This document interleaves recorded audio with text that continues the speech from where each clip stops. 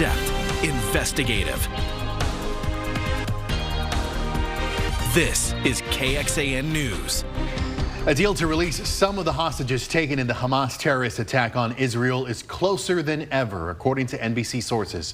Thanks for joining us. I'm Daniel Marino. And I'm Britt Moreno. This deal would also include a ceasefire. But as Alice Barr reports, word of that truce comes on the same day Israel says it has surrounded a refugee camp searching for Hamas members.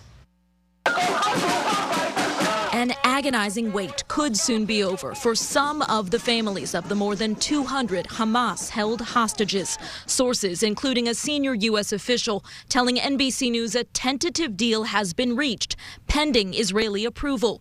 Israeli government leaders have been meeting throughout the day to work through the details, following negotiations mediated by the U.S. and Qatar. We're now very close.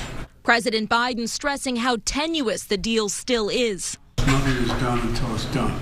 For the families waiting for word, weeks of worrying are now compounded into one pressing question. Is my family going to be in this first batch or not? Israeli-American Galia Mizrahi has 4 family members held hostage by Hamas, her cousins aged 17, 11, and 9, and their mother. Under the potential deal, a senior U.S. official telling NBC News roughly 50 women and children hostages Hamas took into Gaza would be freed in exchange for around 150 Israeli-held Palestinian prisoners, many of whom would also be women and children. Israel would run security checks on any prisoners released. The sources said there would be a 4 to 5 day pause in fighting to allow for the hostage exchange. And in addition, as many as 300 to 400 trucks of humanitarian aid per day would be allowed into Gaza, along with more fuel trucks. Hamas says it needs to move around freely to consolidate the remaining hostages, and to facilitate that, Israel may agree to suspend overhead drone flights for up to 6 hours a day. If the temporary ceasefire holds, more hostages could be released as desperate families wait. In Washington, Alice Barr, NBC News. And a senior Israeli official also tells NBC News there's an option to extend the ceasefire for each day that Hamas releases an additional 10 hostages. And it's also important to note Israel is only negotiating on behalf of Israeli hostages and dual nationals, which would include most of the Americans being held. No major cancellations at Austin's airport right now. Flights are mostly leaving on time, but overall, holiday travel is only getting busier, with the FAA expecting over 2 million people to travel each day this week. But if you're heading to the East Coast, it might be a struggle just to get there. New York City already issuing a travel warning because of wet and windy conditions over the next 48 hours. There have been thousands of delays so far, impacting major airline hubs in Denver, Chicago, and Atlanta. A ground stop was issued in Charlotte this afternoon. Now, here in Austin, we had a round of windy weather earlier. I could not believe it, and it really does feel cool. Feels like the holidays. Yeah, kind of like the holidays, a little winter-like. But going back to that, there's 2 things you can kind of guarantee right now that's going to be crowded. It's the airports and grocery stores. We were just talking about that earlier. But yeah, the Northeast, they're being impacted by that storm. I actually have the maps here to show that from D.C., even down into Atlanta, New York City, and into the Boston area. You could see some rough delays if you are flying out here within the next few hours into the evening, even into the later part of the night tonight, perhaps lingering on into tomorrow morning. They've got a storm system that continues to slide up towards the north and east. Could even see some snow into northern New England. Look at the scale of this system. So that's why you could see some delays, and those delays, of course, can trickle down to other airports as well. So definitely watch out for that if you're traveling and you're leaving the state. Here at home, yeah, we've got the windy weather, the cloudy weather, but the clouds starting to break just in time for a nice pretty sunset out there, with temperatures early this evening into the 50s in the Hill Country, 58 in Kingsland. Metro temperatures pretty similar here, 56 in Driftwood, 56 in Georgetown, and then out towards the east we're at 57 in Bastrop, 57 in Thorndale. Good evening to you. The next few hours, the temperatures continue to fall overnight. We're talking about temperatures down into the low 40s and perhaps even close to freezing cold for some areas out in the Hill Country. We'll talk about that coming up. Okay, Sean, thank you so much. New homes are going up in Travis County in the community of Manor at breakneck speed. But as the city grows, it's really leaving some confused about the rules they need to follow. KXAN's Mercedes Hernandez spoke with one landowner who tells us how the plans for the farmhouse of her dreams have now been sidelined. Behind this gate is where Patsy Graham wants to build a barn dominium. Right now, it's just a field with these flags marking where it will be built. And I just wanted to live with them so I could walk out in the morning and play with them. Now that she's retired, Graham bought this land just outside Manor this past spring to enjoy with her horses. Sunshine and moonbeam. But didn't realize she'd have to follow city code despite being outside of city limits. That code is designed for subdivisions. But it's new construction in the growing community that's keeping city inspectors busy. And all I can see is more delays, more frustration. Manor City Manager Scott Moore says last year, the city's development services team inspected almost 21,000 homes, averaging about 92 a day. He says the city has 2 inspectors with 1 position vacant right now and 2 inspection firms to tackle that workload. But Moore says, quote, the city has not had any issues providing timely inspections when they're requested. Here's the front and the back. There will be doors and windows. Graham says what happens next for her is still up in the air, but it could still be a while before she turns these flags into something more. We can't just become the next Los Angeles, and have wall-to-wall cities. In Manor, Mercedes Hernandez, KXAN News. And going in depth on this, Manor voters passed a 3-part bond package this month, totaling over $166 million. City leaders say the money is needed due to the continued growth of the city.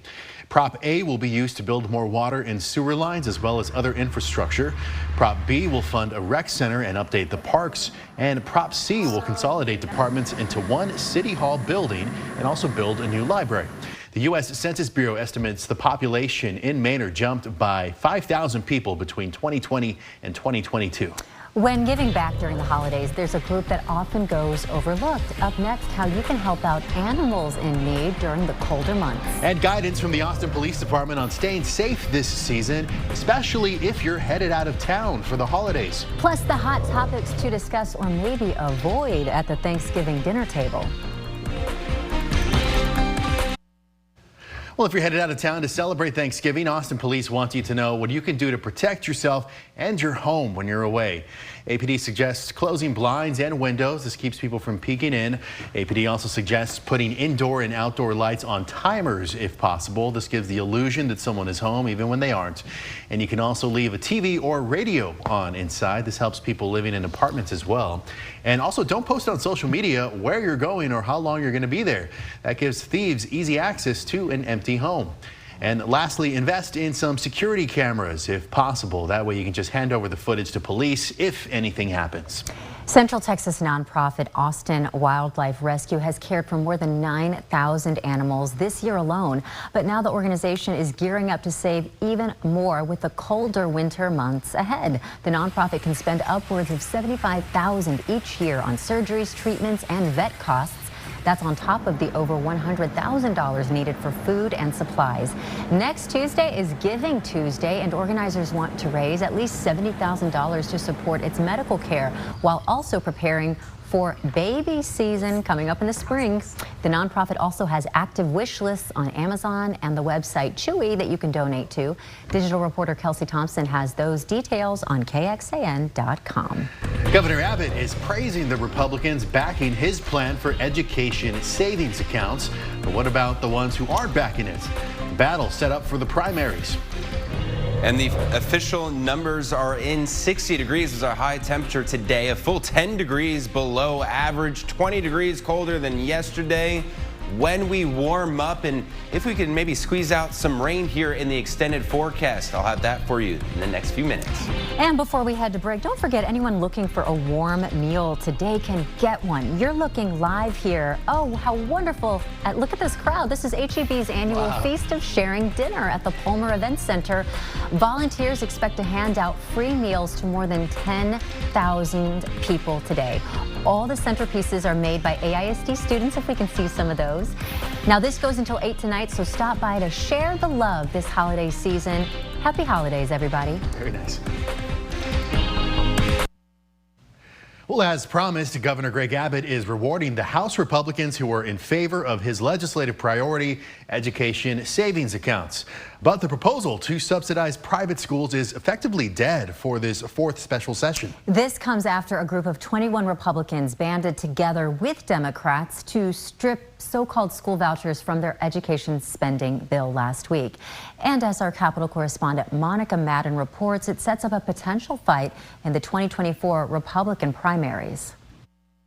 No action in the Texas House or Senate Tuesday, with no plans of returning until after the Thanksgiving holiday. It comes after a group within the governor's party voted against his #1 priority. Abbott now delivering on long-promised retribution. On Monday, the governor endorsed the 58 House Republicans who align with him on education savings accounts, asking Texas voters to join him in, quote, supporting them for re-election so we can pass school choice for all Texas families. After getting Abbott's backing for the presidential primary, former President Donald Trump acknowledged the weight of the gubernatorial endorsement. I'm honored by the governor's endorsement. That's a big endorsement. He's not free and easy with endorsements. Some of the incumbent Republicans who did not make the cut, unfazed by the list. In a statement, Representative Gary Van Dever, who opposes ESAs, told us, quote, my efforts are best spent on the things I have the ability to control. Over the past decade, I've been honored to work alongside Governor Abbott to pass landmark conservative legislation. I look forward to continuing that work in the future. I'm part of the politics of addition, not subtraction. At a Thanksgiving event in Austin Tuesday, Texas's senior senator told reporters the GOP needs to stick together. I think internal fights among Republicans is not particularly helpful to our party maintaining its majority status. Monica Madden, KXAN News. The governor's endorsements now put him at odds with Attorney General Ken Paxton, who is on a revenge tour of his own against House Republicans who voted to impeach him. And you saw on Monica's story that Senator Cornyn was volunteering at a Thanksgiving event. He was actually at the Central Texas Food Bank. And don't forget, our David Yeomans and Kristen Curry are raising money for the food bank. KXAN's third annual Friendsgiving Challenge ends tomorrow. David and Kristen are competing to see who can raise the most money, and they're tied 1-1 in the last 2 years. So any amount helps. Just scan the QR code on your screen to help out your neighbors. And as you get ready to gather with family, here are some traditions we've tracked. A new USA Today Blueprint surveyed 2,000 people. Most respondents say the best time to eat is between 3 and 4 p.m. Now, what is everybody arguing about at these gatherings? Well, more than half say it's over family issues, with politics and money trailing behind. As for who gets in those arguments, 38% say it's dad. And then guess who follows? Grandma and grandpa. Our digital data reporter, I'm not sure who has this actually, but one of our digital reporters has interactive maps for you to dig into before you dig into your feast. If the producer thinks of who that is, I'll let everybody know, but you can find that at KXAN.com. Always the worst to either witness or maybe even encroach upon a holiday tussle. I mean, it's not a good Thanksgiving dinner without a good argument, though, that you're getting heated up over, and you've got a bottle of wine and things get crazier. Things happen. But this is a time of thankfulness, and I know we're all grateful for some nice weather coming up. No major hiccups here in Texas, at least for holiday travel. Yeah, it's going to be a little bit cool, and you're going to need your jacket, but I mean the sun's going to be out. We're not going to see any rain, so it's nice to see. In fact, right now it's getting actually pretty nice out there just before sunset, as we had a mainly cloudy sky all day long. Wasn't the best day today, and we had some very strong winds, some 30 to 35 mile per hour wind gusts. Still a bit breezy, but yes, we are seeing a little bit of sun as we get ready for another gorgeous sunset. And you know what? The winds are dying down since you last checked in with us about 30 minutes ago. They were about 30 to 35 miles per hour. Now they're gusting down to about 20 to 25 miles per hour. So that will continue to be the trend overnight. We'll see some lighter winds early tomorrow morning, but for right now, we're 17 to 22 degrees colder than yesterday, 56 here in Austin. We briefly touched 60 degrees, but that's still 10 degrees colder than where we should be for this time of year. So this is more December and January-like weather that we're dealing with here. 57 in Llano, 57 in Rockdale, 58 in Bastrop. The temperatures early on this evening still dipping down into the 50s, and then we're into the 40s for everyone early tomorrow morning, perhaps getting close to freezing cold in a few of those low-lying areas out in the hill country, so watch out for that. And then tomorrow's going to be really nice. The sun will be out. It won't be as windy. We'll also be warmer here by a few degrees with temperatures there into the lower 60s. No rain out there, just clearing skies that we continue to see for much of central Texas, including much of the state as well. Sunny skies tomorrow, and then into Thanksgiving Day morning, there is a less than 10% chance for maybe a spot shower or two, mainly south and east of the area. We'll get a brief cloud layer moving in, but the majority of us do stay mainly sunny. And then heading into Friday, we are nice. Saturday, we start to see increase in clouds. Saturday evening into the overnight, maybe a few spot showers with the better chance of rain arriving on Sunday morning. Could maybe see even a few weak thunderstorms out of this. At least that's what one model depicts. And this is the rainier of the models, so definitely stay tuned with us as we get closer to this event. But this is dropping down from Sunday and into Monday of next week, maybe a quarter of an inch up to half an inch of rain for the area. So that'll certainly be nice to see. We'll take anything we can get at this point. 41 degrees for a low overnight. So we've got a chilly night. If you have any plans outdoors this evening, dinner plans, going for a walk, walking the dog, definitely prepare for that. Definitely bring the jacket with you. 64 degrees tomorrow. The sun will be out. A fantastic day. The wind's not too bad. They'll be out of the north about 5 to 10 miles per hour. And your Thanksgiving Day forecast also looking great. Other than a spot shower sprinkle, we'll be dealing with low 60s here under a partly cloudy sky. Those cloudier conditions down towards the south and east. And if you're doing any shopping on Black Friday here, those temperatures starting off in the first half of the day into the 40s, then climbing into the 50s as we get closer to lunchtime. And I know it's a big game as well Friday here for UT. Tailgating forecast is looking outstanding. It'll be the warmest day of the week with temperatures into the middle 60s under mainly sunny sky as well. So stretching out that 7-day forecast here for you, looking pretty good here through the next few days, but still unseasonably chilly, but not too bad. And then heading into Sunday and Monday and even Tuesday of next week, we'll see about a 20% chance of rain. All right, thanks so much. And with all the food and football on Thursday, don't forget about the dogs. A look behind the scenes at the four-legged friends competing at Thursday's National Dog Show. Right now, new information about the mystery respiratory illness infecting dogs in part of the country. Also, we'll take you behind the scenes to see how one major airline is trying to keep the planes running on time this holiday week on Nightly News. Well, to some, Thanksgiving means turkey and football, but for more than 20 years, it's also been the day of the National Dog Show. About 1,800 of the nation's top canines are going to be vying for Best in Show. Co-host John O'Hurley took a backstage visit to meet some of the pups before the competition. How are you, sweetheart? A little tiny cholo. You didn't bring your hair with you today, no, did you? She didn't. We're right by the door. I was just going to say, why did they put you right by the door? And you have no clothes. Take it to the ring. Show them your best stuff today, all right?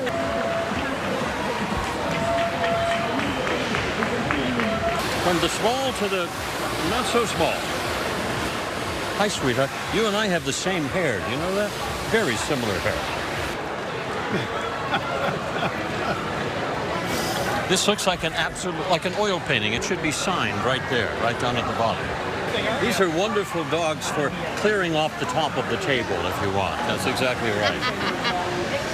I can't figure out which end of the dog is up here. That doesn't look up. That got tucked in, so I'm guessing. Hi, there you are. Hi, sweetheart. And you don't know, if you won, you wouldn't care, would you? You just don't care. It doesn't matter. It's all the same. It's all the same. And the National Dog Show airs Thursday at 11 a.m. here on NBC, right after the Macy's Thanksgiving Day Parade. That's always fun to watch. We would like to share stories of inspiring women here in Central Texas, so tell us about a remarkable woman in your life. You can go to KXAN.com to nominate someone, look for Remarkable Woman under the News tab, or just point your phone's camera at the code on your screen. We're taking nominations through the end of the month, and we'll pick 4 finalists and feature their stories right here on KXAN. And then our local winner will travel to Los Angeles, where the national winner will be chosen. Tonight on KXAN, it's The Voice at 7, followed by Found at 9. Then we're back with more news at 10. Or you can join us an hour earlier for KXAN News at 9 over on CW Austin. Here's where to find us.